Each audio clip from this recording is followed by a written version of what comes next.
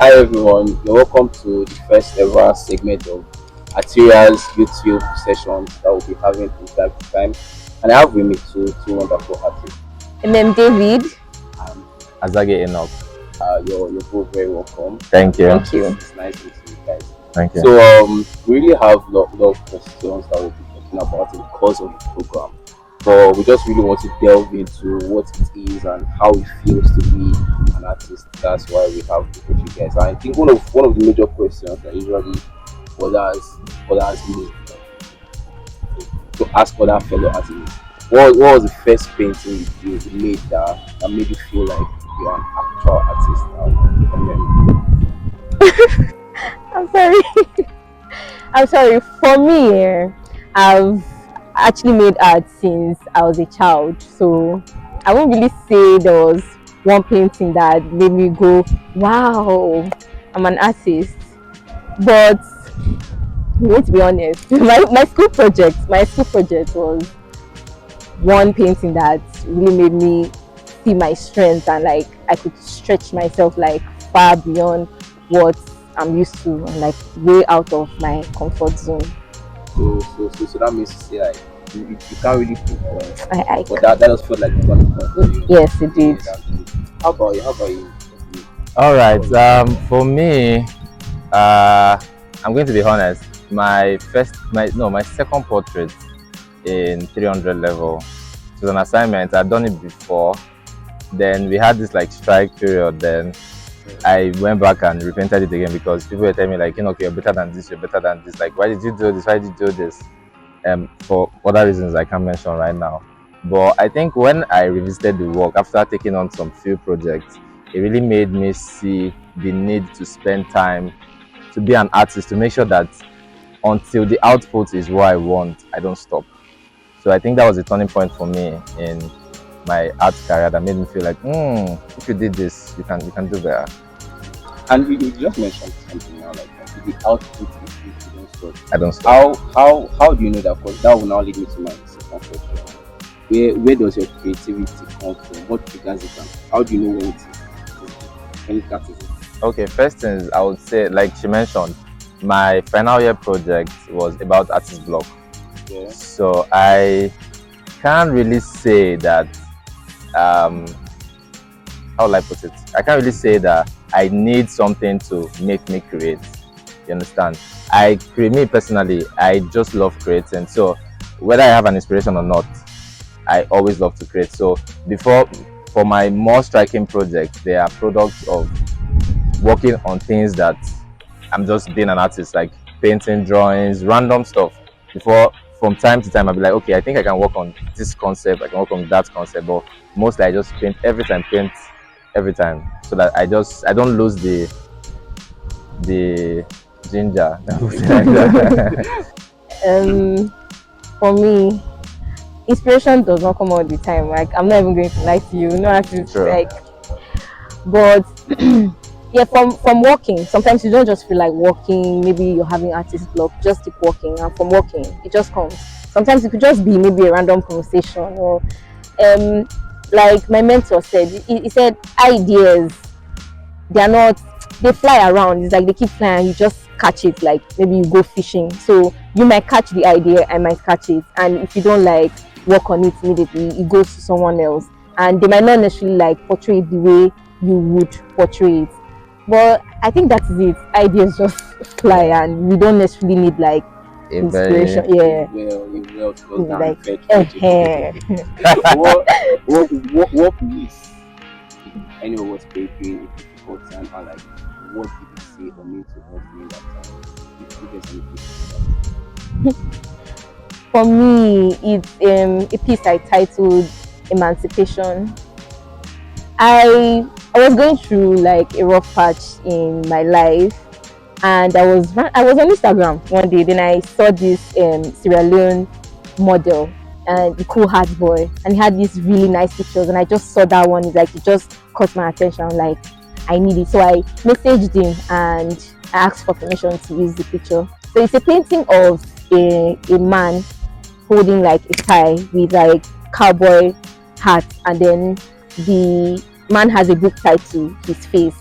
So it was a time in my life where like I was struggling with finding my identity and myself, and like it just really helped me like push through that period in my life.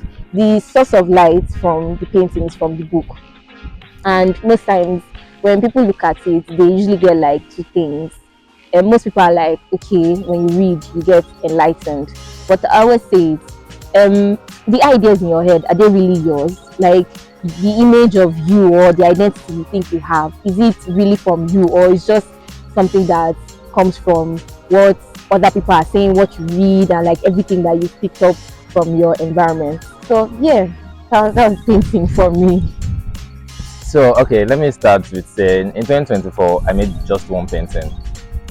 I didn't make just one painting. Obviously, I made several artworks, but the one I kept for myself, the one I made for myself, is just one throughout the whole of 2024. That's the Beyond the Veil painting, the girl with the horse turning upside down. And I don't really like to say for myself that I'm really going through anything per se, but I would say that's one moment in my life when I found myself struggling to be an artist. Let me put it like that. I find myself having to sit down hours, create ideas, make sketches, and just be like, now is not the time, now is not the time. And when I worked on that piece, I really felt some kind of relief. That was the piece I made before the first Azage exhibition last year. So that painting really made me see myself in a different light. I think that was a turning point for me, because I switched into the red tones. I started using red backgrounds. I started using, like, I just switched. That just brought me out of something like, just be yourself. You're an artist, just be yourself. You don't have to necessarily wait for a validation from anybody to tell you you're an artist. Because me personally, I'm very, very careful with what I do, because I don't like when somebody say that your work, some like this that is wrong with it. So I think for me that was a struggle per se. So that painting really made me. The works I've done since then are just crazy, crazy red. Crazy red. Yeah, just crazy red paintings. Has anyone misunderstood or asked questions about why that red is crazy? Because it needs to be more spiritual, right? Why is there anything that people misunderstand about your art style or your choices? Okay, first off, everybody misunderstands every artist, because the inspiration of the artist is different from the inspiration of the viewer. You understand? If I'm experiencing art as the creator, I will experience it differently from someone that sees the finished work or see where I say is the finished piece. You understand? So yes, everybody's art, my art gets misunderstood the most. Then someone's like, why is the background plain? Why is the background this? Why is the background this? What are you trying to say? What's the story? Try to use this narrative. I'm like, this painting is not for you, it's for me.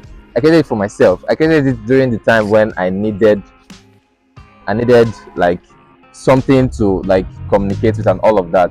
And at this point, I just say, I just paint. I don't really care whether you misunderstand it. If your understanding of whatever I've done is yours, my understanding of what I've done is mine. I think I've grown to the point that I really don't care. And I would say I speak for every artist when I say most artists enjoy the process of making the work than more. Actually talking about the finished piece. Like, it's not really about the finished piece. Never. And like most artists, when you finish painting, that's when you now start thinking of the title of the work.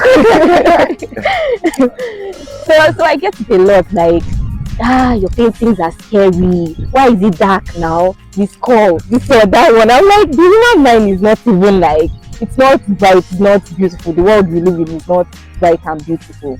So I think I've just moved past that stage. I can't start thinking, oh, because this person says this, because we always have opinion. And one collector will look at your work and like, I'm not sure this painting is a painting I can just say, if someone wants a piece, I'll say, oh, Emem David is my artist. But that's fine. Like, you're not my target audience. I'll find my people. So that's just it for me. I'll say if we as artists are really facing all these challenges, and what Arteria is about, like, wow, Arteria is there to like change the norm in the city where we are right now. So we as artists are facing challenges and are coming together to tackle that problem. The final question would be, if the world could see one of your paintings that you've done, we've done created works and we know what is there to us. If the whole world could see one of your paintings that they've not yet seen, which one would you choose and why? Why would you choose that one? Since that one is I'll, Yes, I'll leave please, I the can't say it too. Okay. Let me just start by saying, like I said, 2024 was really a turning year for me. So I've not really created so much since then. Personally, I've worked on portraits and all that, but I'm talking about my art for myself. I've not really created much.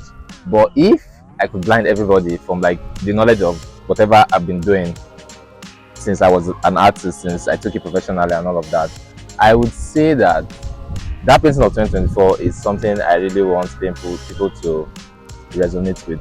Like, it's something I want to just show. I don't know if you understand. It's something that I don't. At some point, I keep asking myself if I can do better. I can, I can, but if I'm going to be able to dive into the state of mind I was at the time when I did that painting, because I had so much going on. I had so much going on financially, art-wise, and all of that. So I had a lot going on. So yes, that piece is something I would say if I can. I would say my portrait, but my portrait is something that I can do over and over. But that particular painting, I worked on it from my. I don't say it's the first time, but it's one of those times where I had to sit down and look inside and be like, okay, Enoch, what are you giving out to the world? Like, what do you want them to see you as? What do you want these people to like? What taste of emotions do you want them to see and be like, maybe this boy has something interesting to tell us? You understand? So yeah, that piece is something. I've created other series that I would love to show, but then that particular one, yeah. Well, for me, it's a work in progress. It's not a finished piece yet. The idea has been conceived, and it's an installation piece, huge installation that I want to make, and I'll title it Imprint. About 100 to 1,000 portraits. Wow. Yes, like it's a huge piece, and in the background there's going to be a chameleon, and then like 1,000 portraits of people that I know. And You know, 1,000 favorites. you would be surprised, like Yeah, if you're you're surprised. small, yeah. So Or like I'm saying, like close to 1,000 people. for me, I think the message I want to pass with that piece is that people I think people trivialize the importance of like encounter with people, whether it's as small as 5 minutes, 2 minutes. Those encounters, like conversations or whatever interactions you have with people, they leave imprints on you, and like they all like come together to make the person that you are. Whether the relationship ended in bad terms or whatever, they are still a part of you. When people leave, walk out of your life, or they stay, they leave a part of them with you. So that's it. That description Imprint. it's nice, and I think it's wonderful having the opportunity.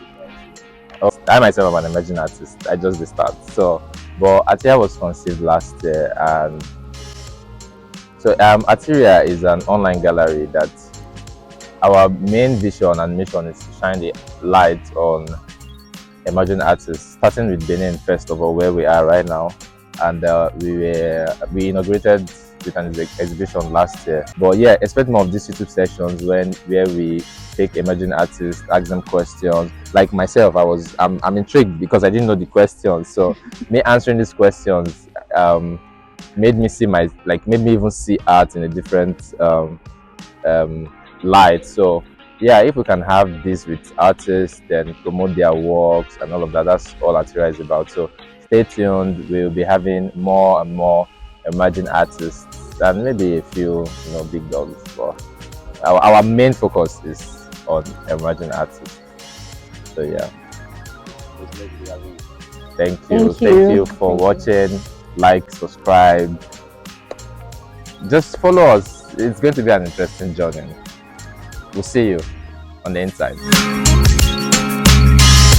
Bye.